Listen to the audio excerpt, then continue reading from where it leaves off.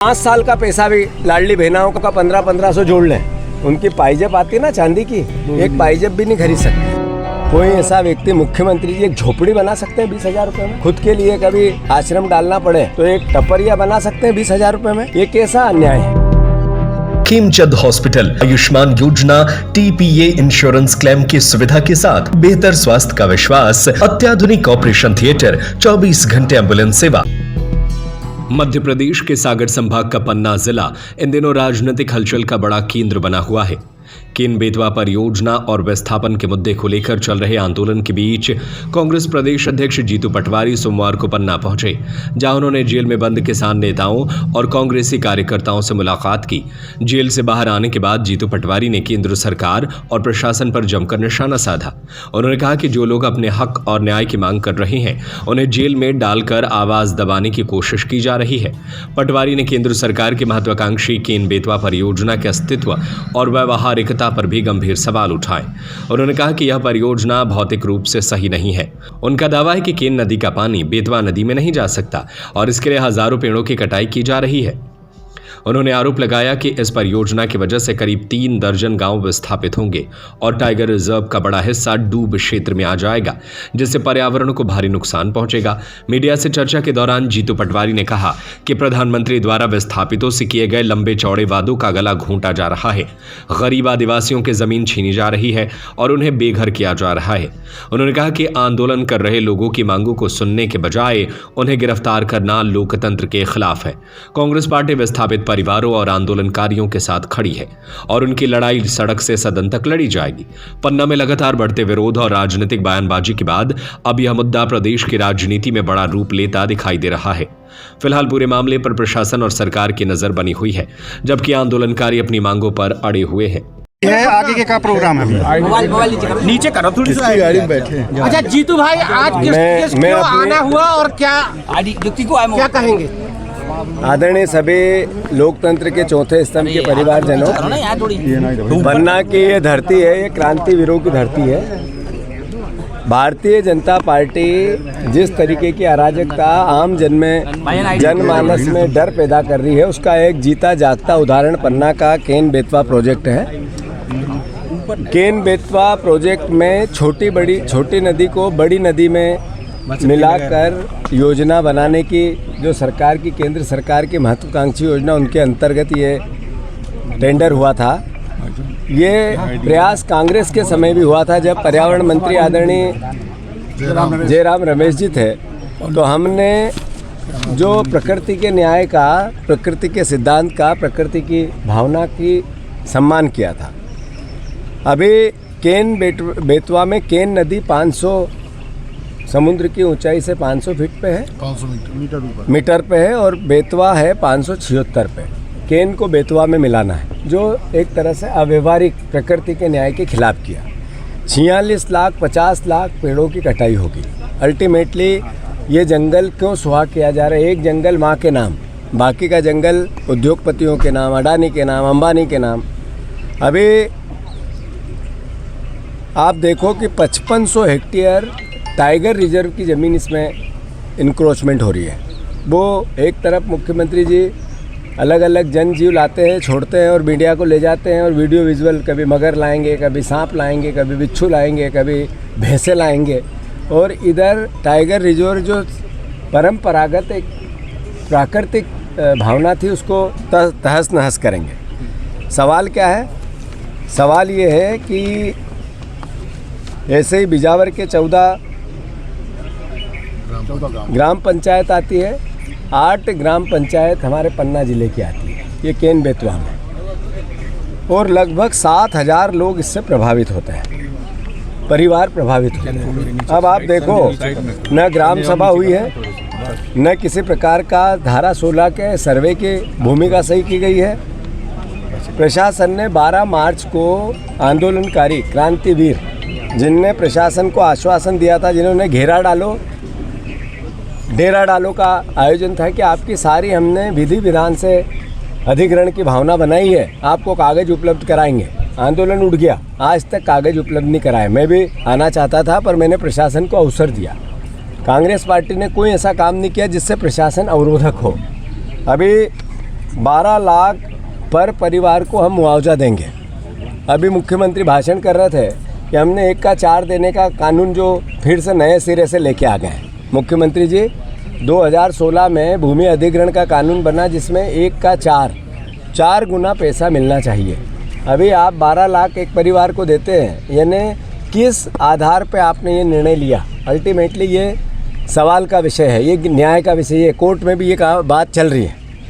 कुल मिलाकर मैं समझता हूँ जैसे मकान है, किसी को 20,000 रुपये, किसी को 80,000 रुपये। क्या 20,000 रुपये में आप लोग किसी का मकान बना सकते हैं? कोई ऐसा व्यक्ति, मुख्यमंत्री जी एक झोपड़ी बना सकते हैं 20,000 रुपये में? खुद के लिए कभी आश्रम डालना पड़े तो एक टपरिया बना सकते हैं 20,000 रुपये में? ये कैसा अन्याय है? मैं मानता हूँ ये पूरा लाभ ये होगा किसको? यूपी को। पानी का, जल जंगल ज़मीन किसकी जाएगी? मध्य प्रदेश की। पन्ना जिले को क्या मिलेगा? आखिर इसकी ज़मीन जारी है तो ये सवाल तो बनता है या नहीं बनता है? सिंचाई का दावा कर रहे हैं, इतने हेक्टेयर सिंचाई का रकबा बढ़ेगा। जब कहाँ जंगल के बीच में सिंचाई का रकबा बढ़ाने की भावना, अगर आपकी ज़मीन ही नहीं रहने दोगे, सिंचाई कहाँ करोगे? और जब 2001 का सर्वे के आधार पर सिंचाई की परियोजना की आप भावना बता रहे हो, आज 2026 है, लगभग 25 साल पहले। ये कैसा एक तरह से अव्यवहारिक दृष्टिकोण है? मैं मानता हूँ रेंज डैम की बात हो, वहाँ भी यही परेशानी है। वहाँ पर 5 लाख का ही मुआवजा। क्यों? जब मचाया डैम में भी 5 लाख का मुआवजा, मझगवां का। इस तरीके से घर, पेड़, अलग अलग और संपत्ति होती है, उनकी कोई किसी प्रकार की धारण ही नहीं किया गया, सर्वे ही नहीं किया गया जो चिन्हित होती है। तो इस तरह का अन्यायपूर्ण, अव्यवहारिक, अलोकतांत्रिक व्यवहार इस सरकार का क्यों है? हम आंदोलनकारियों के साथ हैं और बहुत जल्दी यहाँ पर हमारा शीर्ष नेतृत्व भी आएगा। विधानसभा दूसरी बात, ये पूरा जो घटनाक्रम है, बार बार डंडे चलाना, बार बार अत्याचार करना, मैं पुलिस को आगाह करना चाहता हूँ, कलेक्टर को भी, एसपी को भी। अगर आपने आदिवासियों पर अन्याय और अत्याचार किया तो बदले में सज़ा आपको भी मिलेगी, रुकेगी नहीं। उन पर आप डंडे चलाओगे, हम इधर डंडे में, कांग्रेस पार्टी आपका लाल डायरी में नाम लिखेगी। आदिवासियों के हितों के अधिकारों के लिए हम दृढ़ संकल्पित हैं, लड़ते रहेंगे। अंत में मैं इतना ही कहना चाहता हूँ, मैं सभी जगह भौतिक सत्यापन के लिए जा रहा हूँ। मैं अभी मझगवां भी जाऊँगा, रेंज डैम भी जाऊँगा, अभी आज छतरपुर का जो हिस्सा आता है उसमें भी जाऊँगा, पन्ना का जो हिस्सा आता है अपना केन बेतवा का, उसमें भी जाऊँगा। लोगों से मिलूँगा, उनसे समझूँगा, बात करूँगा और प्रशासन से आशा करूँगा इसमें सहयोग करेंगे। किसी भी प्रकार की हठधर्मिता करी, प्रशासन जिम्मेवार होगा, कांग्रेस जिम्मेवार नहीं होगी। भाई साहब, आप जेल आए हैं, जेल में किससे मिले और क्या बातचीत? मैं जेल में क्रांति जिनकी जमानत हुई उन लोगों से मिला, आज जमानत भी हुई है उनकी, और जो क्रांतिकारी थे, जो हमारे आंदोलनकारी थे और हमारे विधायक के प्रत्याशी हैं आदरणीय, उनसे भी, भरत मिलन जी से भी मिला। उनके साथ भी जो अन्याय हुआ, ये एक सरकार का किस तरीके से, सरकार की अव्यवहारिक ताकत का नतीजा है। कोई बात नहीं, यातनाएं देते रहो, हम अपने आप को मजबूत करते रहेंगे। 2028 में 913 दिन बचे इनके। कितने दिन? उल्टी गिनती चालू हो गई है। पत्रकार महोदय गिनते रहो, कांग्रेस की सरकार आई। भाई साहब, प्रधानमंत्री ने पेट्रोल बचाने के लिए कहा है, लेकिन काफिले में गाड़ी बहुत चल रही है, इसके लिए क्या कहेंगे आप? प्रधानमंत्री जी विदेश यात्राएं कर रहे हैं और वहाँ करोड़, 2 करोड़, 4 करोड़ का खर्चा नहीं आता है, हजारों करोड़ में भी 2, 4, 5 हजार करोड़ का नहीं, 20 हजार करोड़ रुपए का खर्चा आता है। प्रधानमंत्री जी तो कह रहे थे हम विश्व गुरु हैं। प्रधानमंत्री ने तो देश को कहा था कांग्रेस की सरकार आएगी आपके मंगलसूत्र छीन लेंगे। अब वो कह रहा सोना मत खरीदो। सच क्या है आप बताओ? प्रधानमंत्री जी ने देश को ये कहा कि आप आयोजन मत करो, आप डीजल मत जलाओ, आप सोना मत खरीदो, आप विदेश मत जाओ। ये मैसेज क्या है? ये असफलता, भारत की सरकार के प्रधानमंत्री की अकर्मण्यता। ये कह रहे थे देश सबसे ऊपर जाएगा, विश्व में नंबर 1, चौथी अर्थव्यवस्था है हमारी। फिर ऐसी स्थिति क्यों बनी? मैं सारे पत्रकारों को चुनौती दे रहा हूँ और मेरा उल्टा छापना आज ही, अगर मैं गलत निकलूँ। आपके परिवार में पिछले 5 साल में किसी ने सोना खरीदा? नहीं खरीदा। ये लाडली बहना जो है, इसको 2 साल हो गए।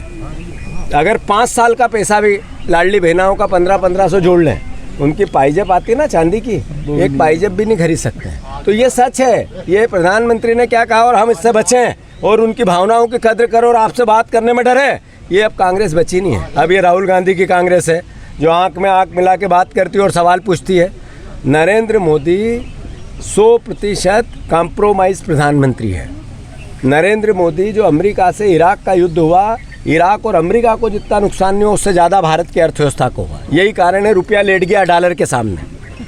नरेंद्र मोदी की स्टीम फाइल है और अमेरिका के कंट्रोल में है, और वो फाइल के डर से हमारा प्रधानमंत्री, हमारे देश के प्रधानमंत्री कॉम्प्रोमाइज्ड प्रधानमंत्री है। क्या कारण था? एक नारा था, दूध मांगोगे खीर देंगे, कश्मीर मांगोगे चीर देंगे। सुना था आप लोगों ने? वो कश्मीर लेने की बारी आई तो ट्रंप ने कहा चुप, सीज फायर। हुए कि नहीं हुए? तो ट्रंप के यहाँ ट्रंप सरकार चला रहा है नरेंद्र मोदी, यहाँ सरकार भारत की सरकार चला रही है अमेरिका की सरकार। अभी उसके बाद में ट्रेड डील जिससे 9 लाख करोड़ रुपए का माल आपको खरीदना पड़ेगा हर साल, तो अमेरिका भेजेगा। तो यहाँ के उद्योग क्या करेंगे? अमेरिका से ही तेल खरीदोगे, डीजल जो वो कहेगा वहाँ से खरीदोगे, इधर उधर से नहीं खरीदोगे। निर्णय कैसा है? अमेरिका ने डेटा ले लिया आपका पूरा, आपका भी नंबर गया उनके पास पत्रकार महोदय, कुछ उल्टा सीधा पैसे निकल जाए, अमेरिका दोषी और नरेंद्र मोदी। डेटा चला गया अपना, ये छोटी बात नहीं है। तो इस तरीके से देश गुमराह हो रहा है। देश को बर्बाद करने में भारतीय जनता पार्टी ने कोई कसर नहीं छोड़ी है, और उसके बदले में देश को नफरत परोस रही है। आप में जातियों में नफरत फैलाएगी, धर्मों में नफरत फैलाएगी, जेंडर में महिला और पुरुष में नफरत फैलाएगी, फिर भाषाओं में नफरत फैलाएगी। भारतीय जनता पार्टी को यूँ उछालो, एक तरफ करप्शन है, दूसरी तरफ नफरत, एक सिक्के के दो पहलू हैं। दीपक शर्मा की रिपोर्ट। सागर का सबसे विश्वसनीय एवं किफायती हॉस्पिटल खेमचंद हॉस्पिटल आयुष्मान योजना टीपीए इंश्योरेंस क्लेम की सुविधा के साथ बेहतर स्वास्थ्य का विश्वास, अत्याधुनिक ऑपरेशन थिएटर, 24 घंटे एम्बुलेंस सुविधा, मेल एवं फीमेल वार्ड, इमरजेंसी सर्विस, अत्याधुनिक सुविधाओं के साथ operation theatre, x ray, pathology, private room, specialist doctors के साथ खेमचंद जैन हॉस्पिटल अब नए अवतार में। हमारा पता है बड़ा बाजार, Keshavganj ward, Sagar. Mobile number 7898922699, 8085432139।